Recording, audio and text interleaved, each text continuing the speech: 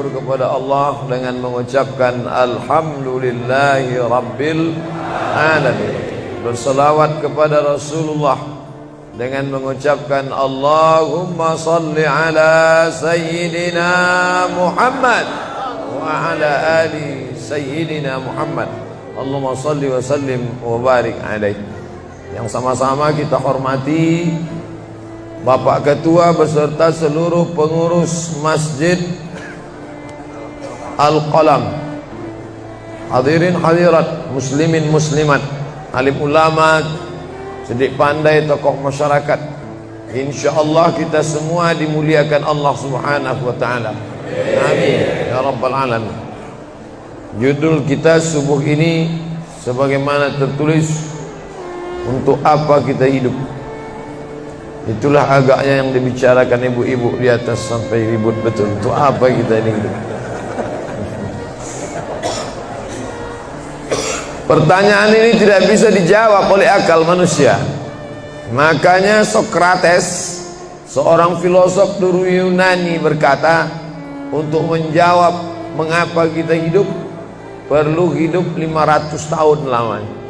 Tak cukup umur berpikir untuk apa kita hidup.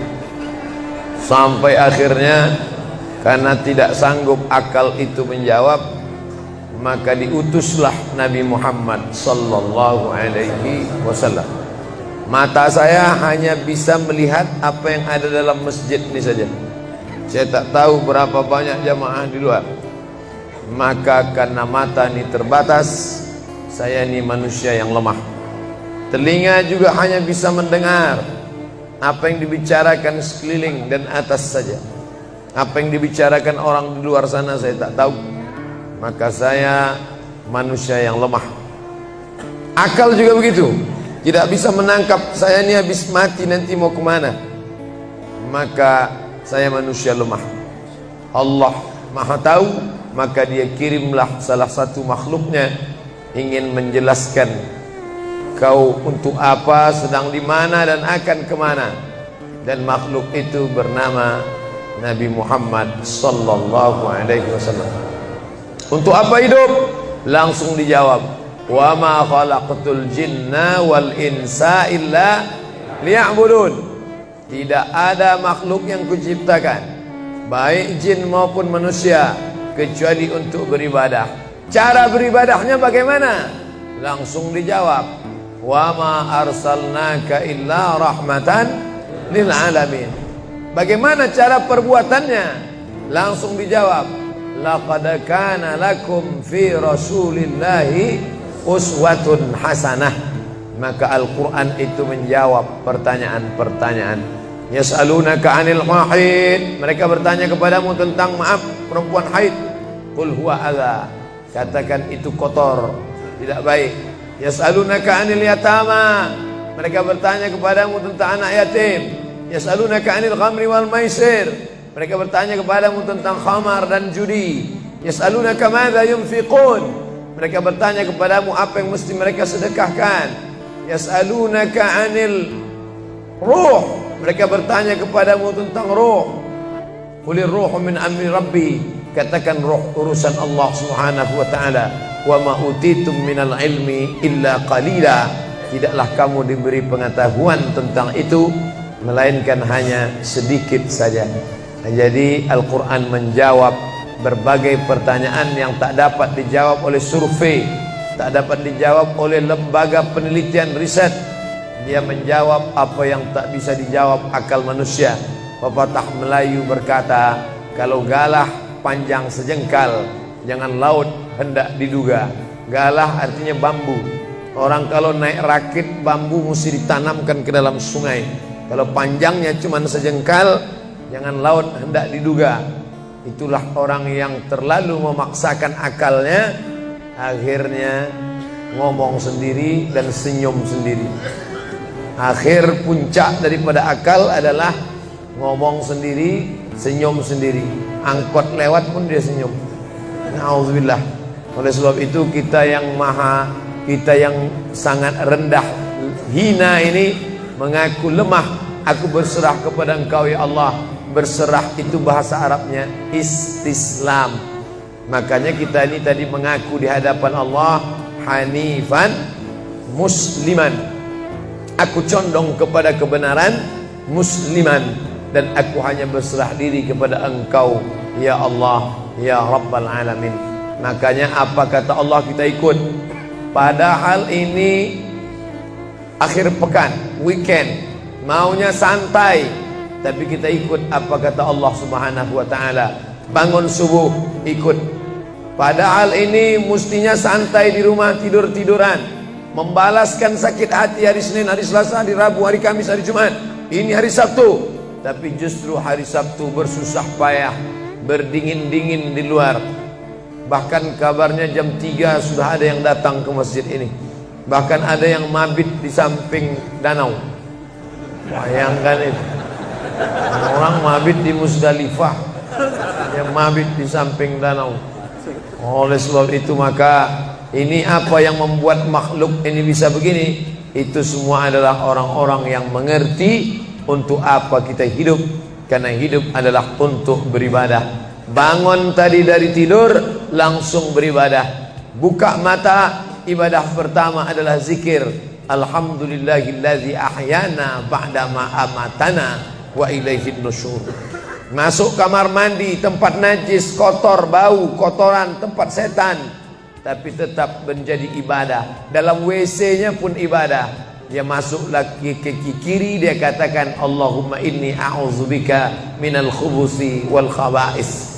Keluar dari kamar mandi itu ibadah juga. Dia langkah kaki kanan, dia katakan ghufranaka, ghufranaka, maafkan aku ya Allah. Mengapa dia minta maaf keluar dari WC? Karena selama di WC dia tidak menyebut Allah. Lidah yang diciptakan untuk beribadah, selama di dalam tidak beribadah, maka ibadah di dalam WC hanya hatinya saja berzikir. Tak boleh menyambut seruan azan. Terdengar suara azan masuk ke WC, Allahu Akbar, Allahu Akbar, Allahu Akbar. Oh, tak boleh. Tak boleh mengucapkan salam. Assalamualaikum, Nabi diam. Assalamualaikum, Nabi diam. 3 kali diucap, Nabi diam. Selesai keluar dari toilet, WC, barulah Nabi menjawab Waalaikumsalam warahmatullah. Karena tidak boleh menyebut nama Allah, maka minta ampun keluar dari WC. Karena lidah yang semestinya dipakai untuk menyebutmu ya Allah, berzikir mengingatmu ya Allah, tadi tak kupakai selama beberapa menit di dalam.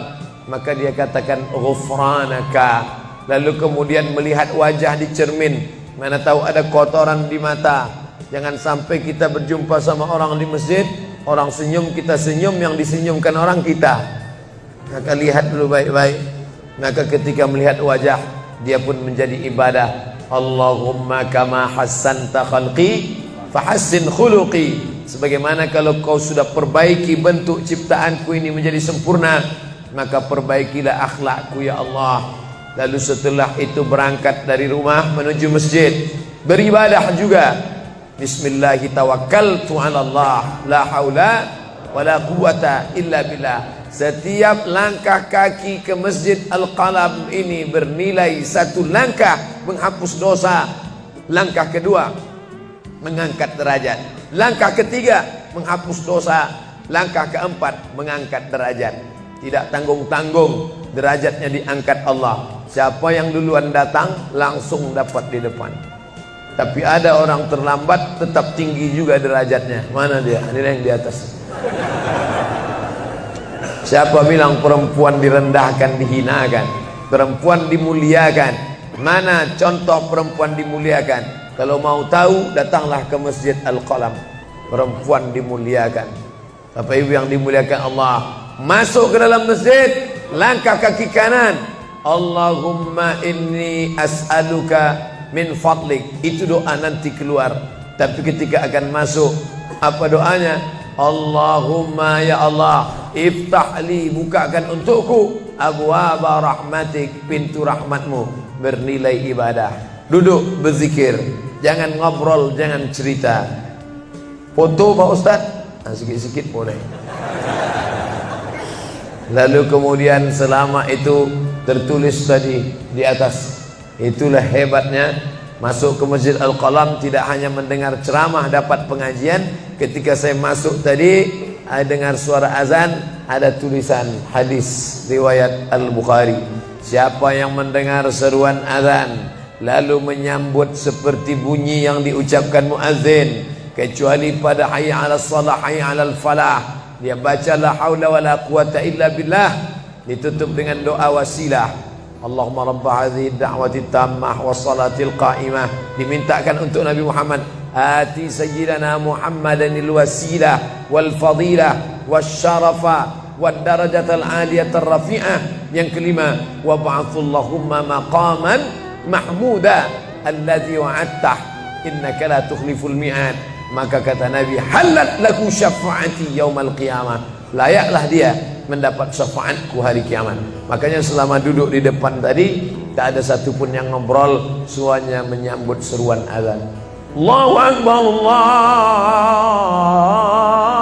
Akbar, Allahu Akbar, Allahu Akbar. Ada kawan sebelah ngajak ngobrol, gimana bro program mancing kita? Allahu Akbar, Allahu Akbar. Nah, cerita tak tentu arah.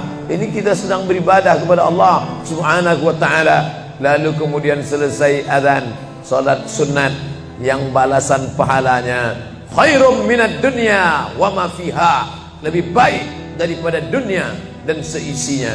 Apa itu? Qabliyah subuh. Sampai-sampai andai terlambat qabliyah subuh, tetap boleh dilaksanakan setelah subuh. Habis salat subuh barulah dilaksanakan qabliyah subuh.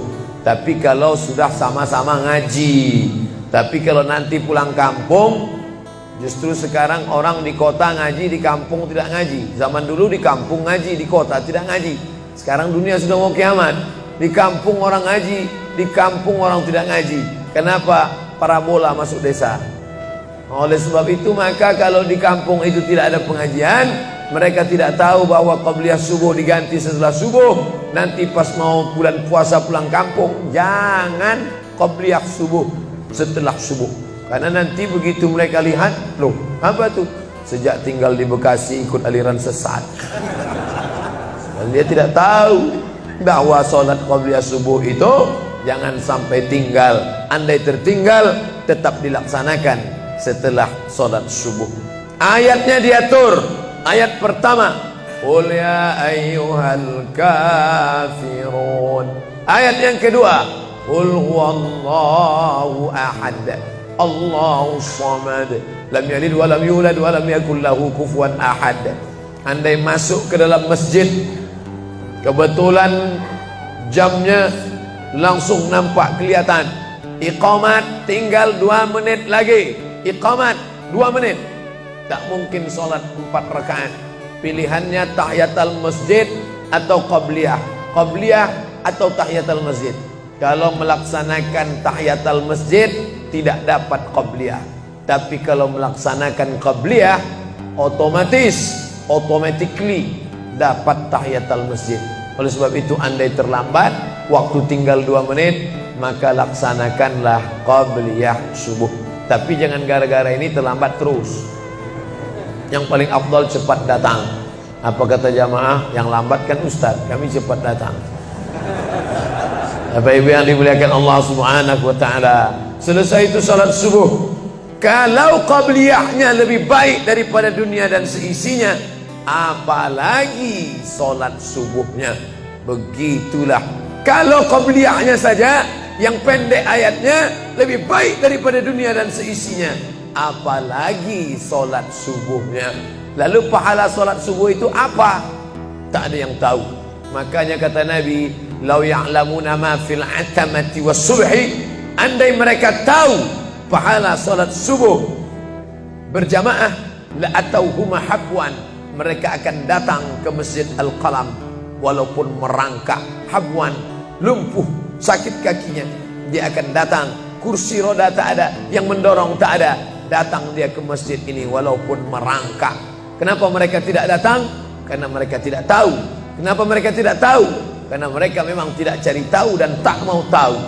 Dan sampai masanya mereka nanti akan menyesal saat melihat orang-orang mendapatkan balasan muttaqiina fiha 'alal araik, Mereka duduk di atas kursi-kursi istana surga, tersenyum melihat orang-orang yang dulu tak peduli pada sholat subuh. Mudah-mudahan kita semua istiqomah insyaallah. Jadi Ustadz, kalau hidup ini cuma untuk ibadah, sholat, masjid, baca Quran, zikir, gimana kami mau mencari nafkah? Gimana kami mau buka ruko? Gimana kami mau bisnis? Gimana kami mau tanam kelapa sawit? Gimana kami mau proyek batubara? Gimana kami mau ternak ikan? Ini mesti dipahami bahwa ibadah itu dibagi dua. Satu namanya ibadah mahdah, pure, original, murni, tidak bercampur dengan apa-apa. Yang satu lagi tidak ibadah tapi bernilai. Nah, ini mesti dipahami. Bapak yang masuk kantor dari jam 8 pagi sampai jam 4 sore itu ibadah.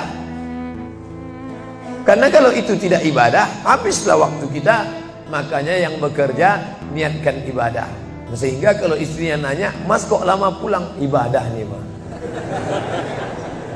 Tapi jangan gara-gara ini di kantor itu ibadah, lalu ketika azan di masjid kantor berkumandang, hayya 'alas shalah, dia terus ngetik, "Mas, ayo ke masjid." Enggak, ini pun juga ibadah. Kau ibadah aja ke sana, aku ibadah di sini. Itu juga enggak benar.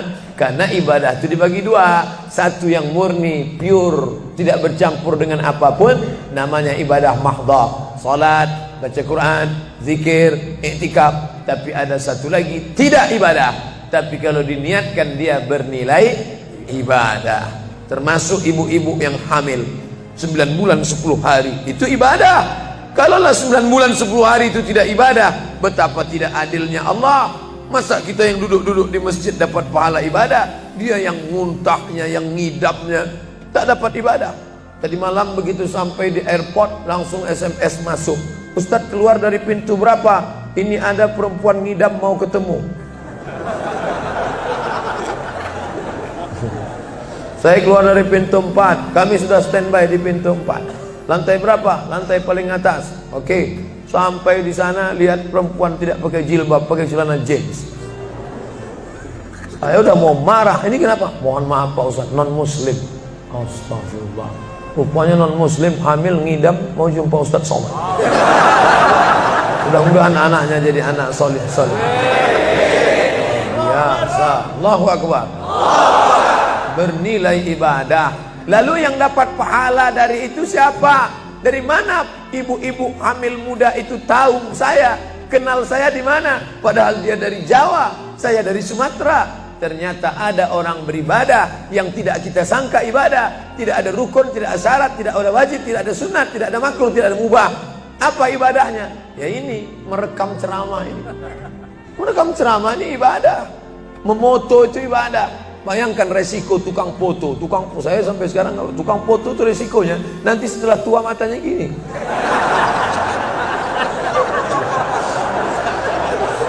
Tapi kalau mereka niatkan ikhlas untuk ibadah, maka insya Allah sehat walafiat. Ini sampai sekarang yang banyak moto-moto ustadz itu mana ada matanya tetap aja sehat. Kenapa? Karena diniatkannya untuk ibadah. Hidup ini kalau berniat ibadah tidak ada capeknya, tidak ada lelahnya. Kenapa? Karena mengharapkan balasan dari Allah. Ilahi anta maksudi wa ridhaka matlubi. Yang kumaksud hanya Engkau ya Allah, dan ridhamu lah yang kucari.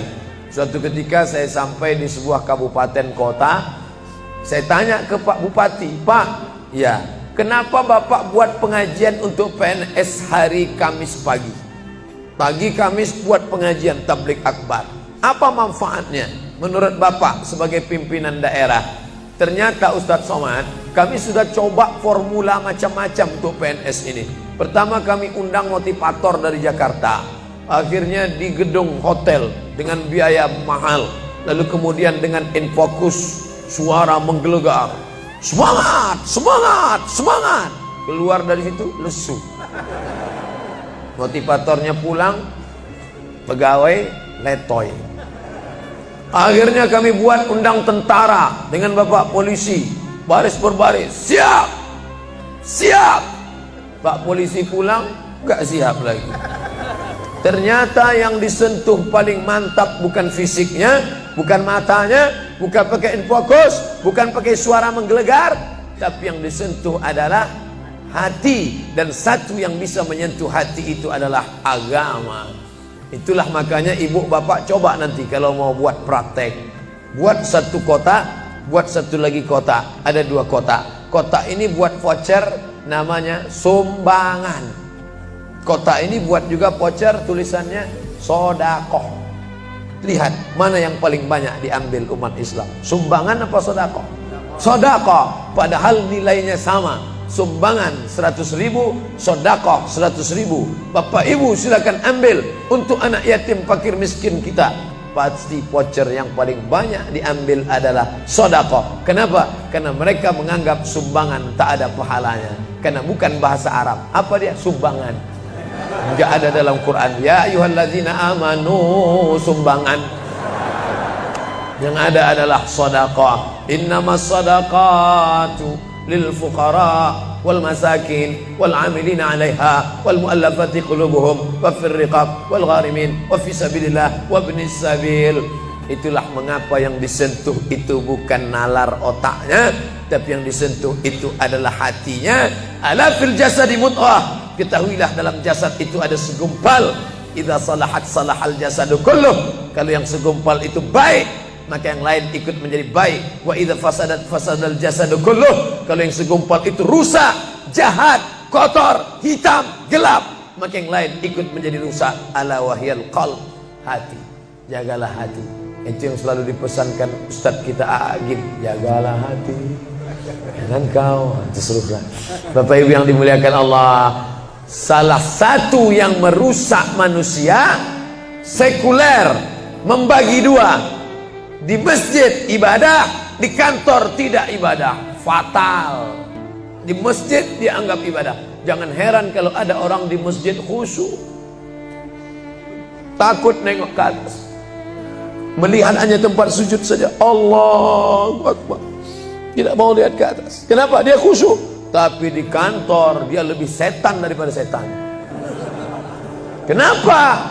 Berasal dari pemahaman yang salah. Karena dia sudah bagi dua. Di masjid ibadah, di kantor tidak ibadah. Bahkan yang lebih fatal, yang kotor-kotor di kantor bisa dibersihkan di masjid. Kotor. Akhirnya untuk membersihkannya pergi dia ke masjid. Laundry yang paling besar Masjidil Haram. Sampai di sana nangis di pintu Ka'bah. Ya Allah, dah selesai bersih. Enak aja. Bukan begitu ajaran Islam. Labbaik Allahumma labbaik, labbaik Allahumma labbaik. Apa kata malaikat? La labbaik wala sa'daik. Kau tidak dapat panggilan, kau tak dapat kebahagiaan, kau tak dapat haji mabrur, kau tak dapat surga. Zaduka haram, karena kau berangkat dengan uang haram. Oleh sebab itu pemahaman Islam mesti utuh. Semua adalah ibadah. Kalaulah gerak tidak ibadah, betapa menyakitkannya bapak-bapak polisi di jalan raya kena panas terik, padahal dia tidak ada penutup kepala di atas, berkeringat berpeluh. Mereka tetap merasakan itu sebagai ibadah. Tentara yang membela negara, angkatan laut di perbatasan sana, datang kapal-kapal perompak dari Thailand ingin mengambil ikan kita, tenggelamkan. Itu kalau tidak nilai ibadah, dia takut. Jangan-jangan sebelum kita tenggelamkan, kita duluan ditembaknya tenggelam. Maka itu mesti ada nilai ibadah di dalamnya. Itulah yang membangkitkan semangat jihad. Jamaah bertanya, Ustadz kemarin dari Jambi, terus kemudian terbang ke Miri, besok baru pulang ke Pekanbaru. Apa Ustadz? Saya lihat Ustadz dari tadi mengantuk saja. Iyalah, sampai tadi malam ke hotel jam 12, baru tidur jam 1 karena ada yang mau ditulis. Jam 3.30 sudah bangun ceramah. Tapi begitu berjumpa dengan jamaah orang ramai, bangkit semangat. Habis ceramah ini tanya jawab, semangat lagi. Habis itu baru lesu. Dan tidurnya itu pun ibadah. Bayangkan, tidurnya itu ibadah. Itulah mengapa banyak orang pengajian sambil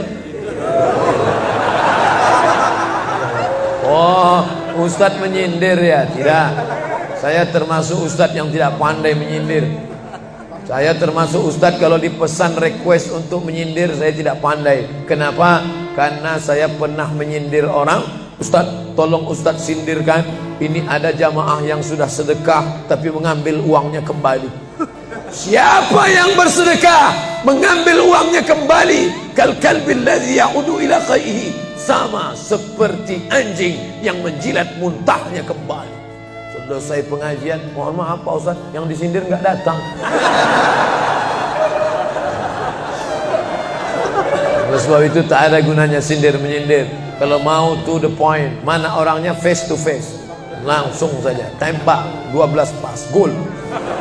Bapak Ibu yang dimuliakan Allah, maka mesti dipahami dengan benar. Di Masjidil Haram ibadah, di rumah pun kau ibadah. Istri yang dari mulai pagi memasakkan suami, dibantu oleh pembantu membuatkan minuman, membesarkan anak, menyusukan anak 2 tahun lamanya, melahirkan, meregang nyawa ibu melahirkan anak, ibadah. Makanya kalau dia meninggal dunia saat melahirkan, matinya mati syahid.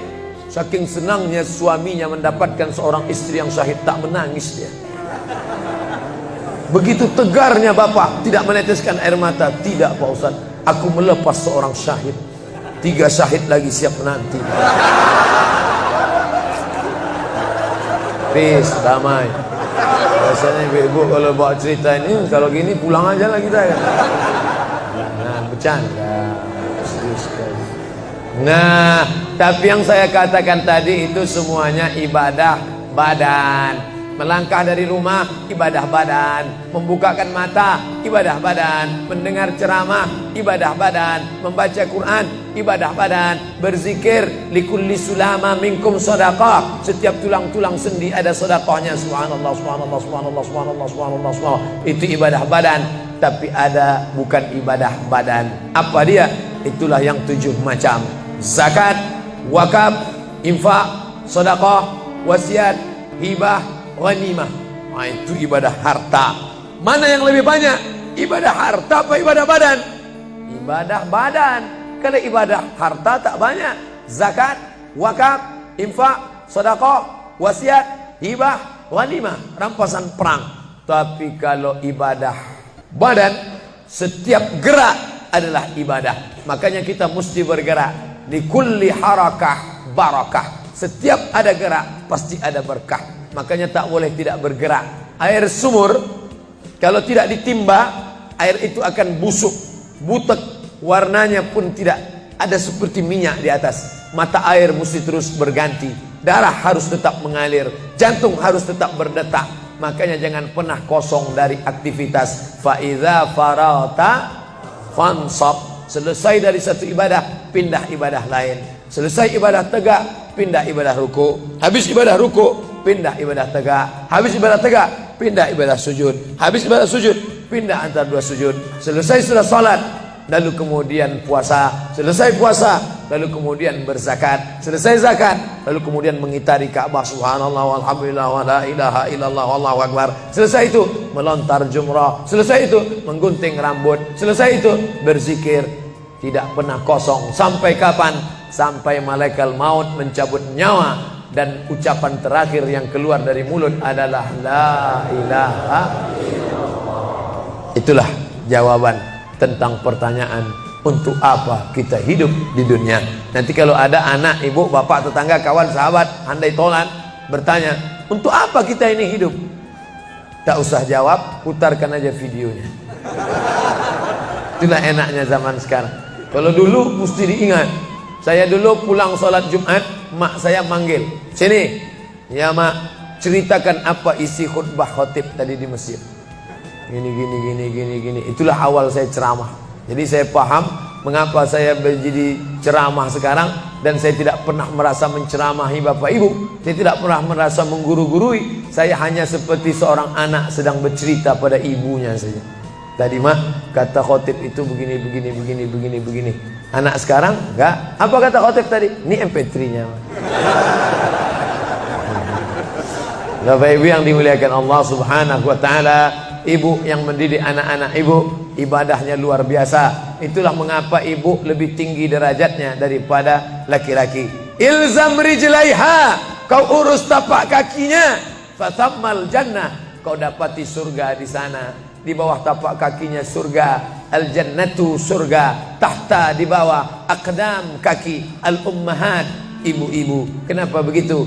Karena ibadah dia yang luar biasa, tidak bisa dilakukan oleh laki-laki.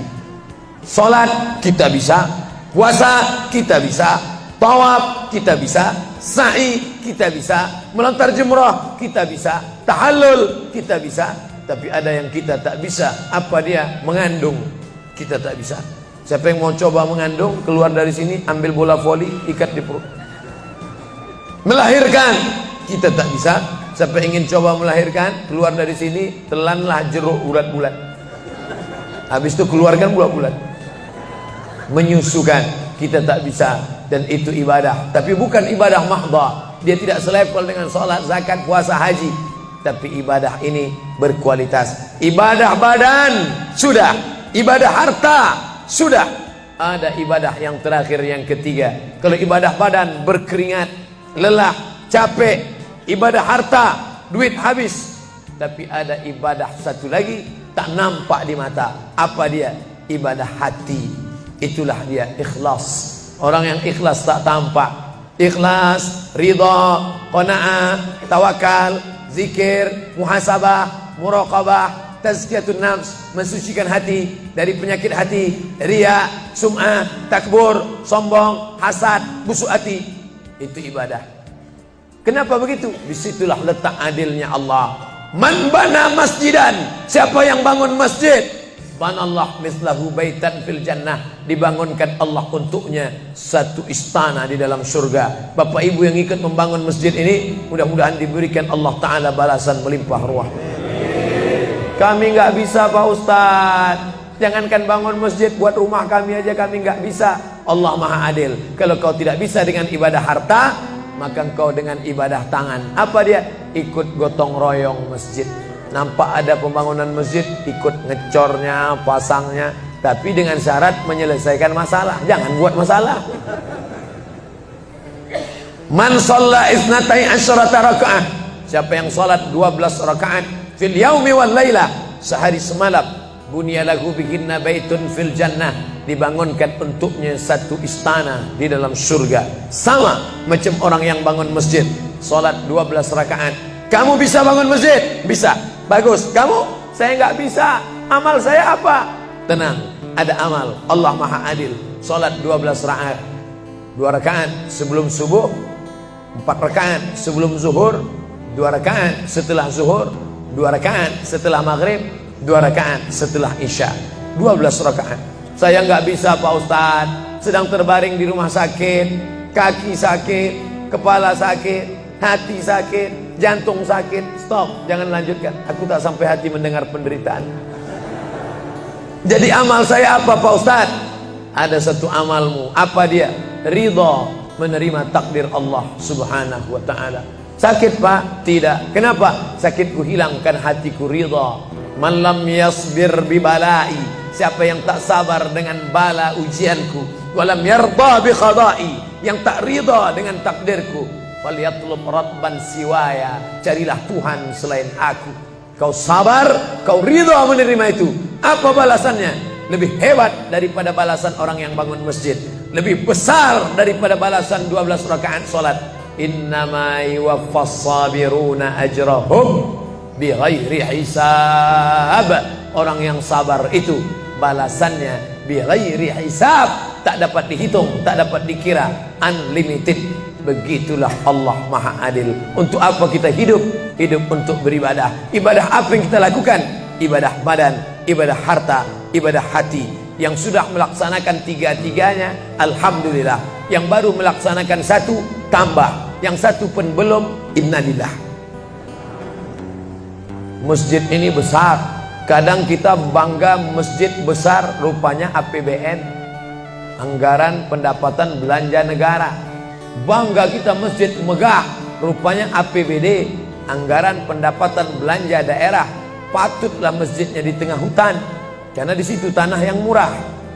Akhirnya pemukiman masyarakat jauh, masjid di tengah jalan, masjid di tengah perjalanan luar kota, jauh dari pemukiman masyarakat. Masuk kita ke dalam, tai kambing yang ada di dalam. Tapi masjid ini megah, mewah, 2 lantai, lengkap dengan kubah yang besar. Ini swadaya masyarakat. Saya tahu ini dari mana? Jamaahnya cerita. Kalau tidak, mana saya tahu.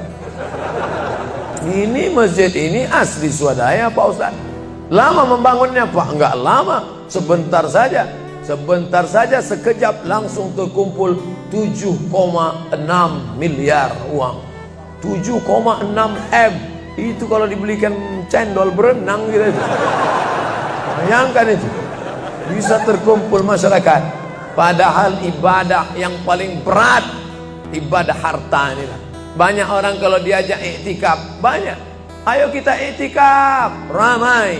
Ayo kita zikir ke Az-Zikra, ramai. Jangan lupa besok zikir ke Az-Zikra hari Ahad pertama, sekaligus acara live Damai Indonesiaku TV One bersama Ustadz Abdul Somad LCM. Tapi ada ibadah yang berat. Apa dia? Ibadah harta. Banyak orang ketika diajak muhasabah zikir malam, ya Allah, banyak dosa kami ya Allah, tapi dia susah menangis, meneteskan air mata. Tapi begitu lewat kota infak, memang menangis. Tak sampai hati melihat Bung Karno keluar dari dompet.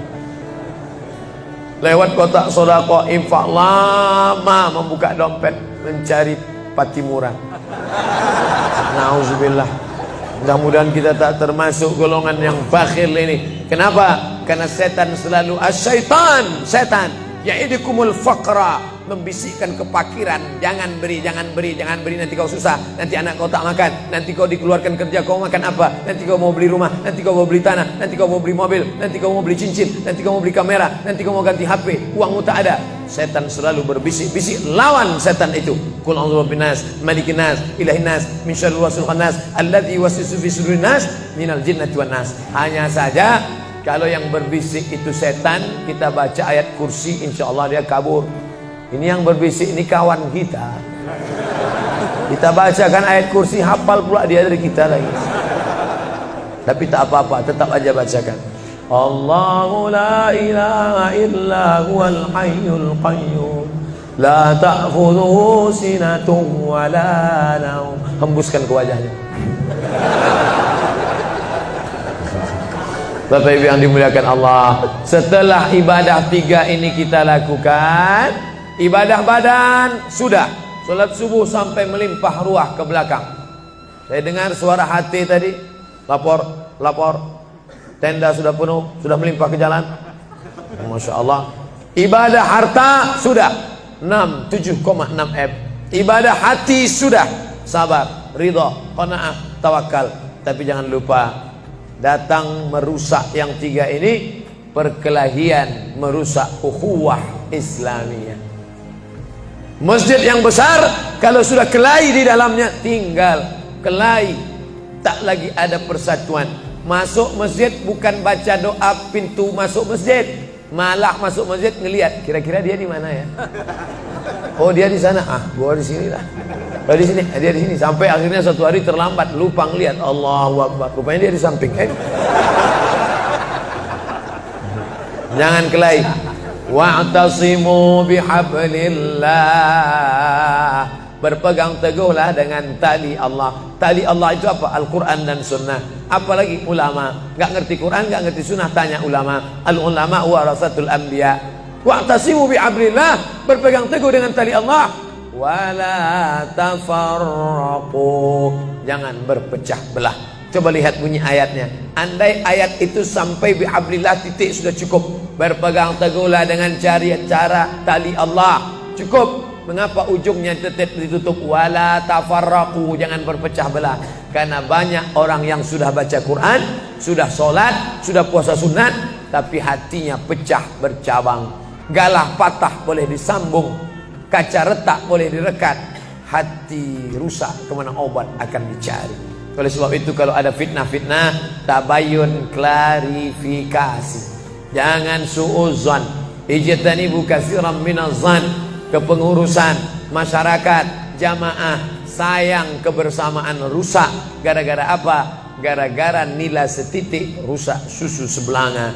Gara-gara api di dalam sekam, ada kulit padi bertimbun, di dalamnya itu ada setitik api, tiba-tiba api menyala, akhirnya semua menjadi abu, dan abu dihembus angin, tak berkesan sama sekali. Hilang 3 ibadah. Ibadah badan hilang, ibadah harta hilang, ibadah hati hilang. Gara-gara apa? Berkelahi. Ingat, setan tak pernah berhenti. Inna syaitan, setan ya isa'an ya'budahul musallun.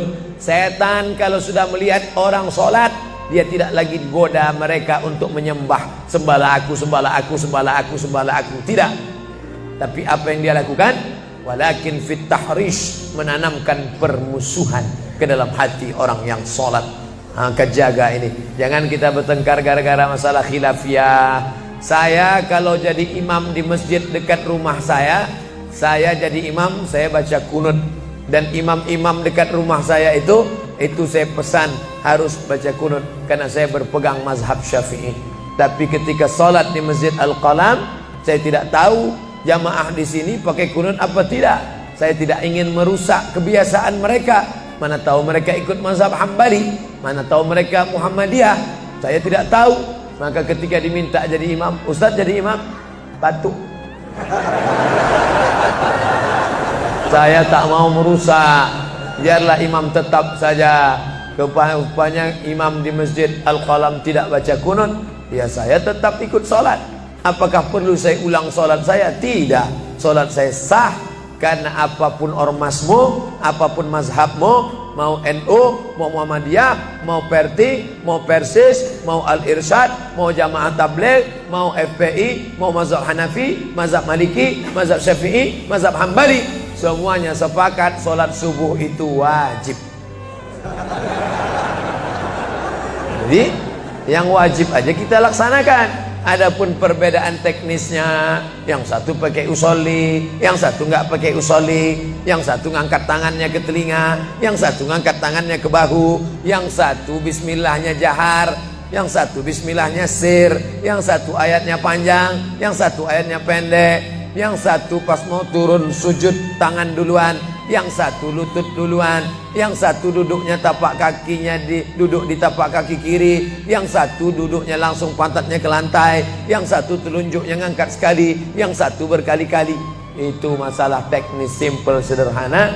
Ada masalah yang lebih besar. Apa masalah kita yang lebih besar? Membeli tanah baru untuk buat sekolah Islam, membeli tanah baru, ruko baru untuk buat apa? 212 mat, kita mat. Orang Islam belanja di warung Islam. Alangkah indahnya, selesai acara sholat subuh bersama, pengajian bersama, selesai itu belanja beras minyak goreng bersama. Serbu. Sehingga bangkitlah ekonomi umat. Berapa pegawai bisa ditampung bekerja? Langsung membeli beras ke tempat-tempat tanaman masyarakat, sehingga mereka tidak menjadi korban rentenir. Musim menanam diulur, kasih pinjaman pupuk, pinjaman tanah. Masa musim manen ditarik, mereka menjadi korban rentenir lintah darat. Disedot darah mereka sampai kering dan mati. Kita selamatkan dengan apa? Dengan market. Masjid punya market. Saya beberapa kali meresmikan market punya masjid di Masjid Raya Batam, Masjid Agung Batam. Itu di bawahnya ada super mini market untuk menjamaah. Kemarin pulang dari Pulau Bintan, itu juga meresmikan di Dumai. Begitu juga. Nah, ini 212 Mart. Terserah namanya apa. Ada 212 Mart, ada namanya Kita Mart, atau bisa juga buat Somart. Nah, bisa. Bapak Ibu yang dimuliakan Allah Subhanahu wa taala, maka visi misi kita ke depan, jauh melihat ke depan. Kami harus punya pusat perbelanjaan komunitas muslim, kami harus punya komplek perumahan muslim. Nah, ini semua yang akan menyelamatkan kita. Kalau sudah begitu, maka mengertilah untuk apa kita hidup, dan setelah itu kita pun mati dalam keadaan tenang. Baru anak kita bisa berkata, mari kita antar jenazah almarhum Abdul Somad menuju tempat peristirahatan terakhir, karena memang benar-benar istirahat. Tapi berapa banyak orang tidak istirahat karena amal badan tak ada, amal harta tak ada, amal hati tak ada, tak pernah memikirkan masjid, tak pernah memikirkan umat, tak pernah memikirkan belanja umat, tak pernah memikirkan pendidikan anak-anak umat.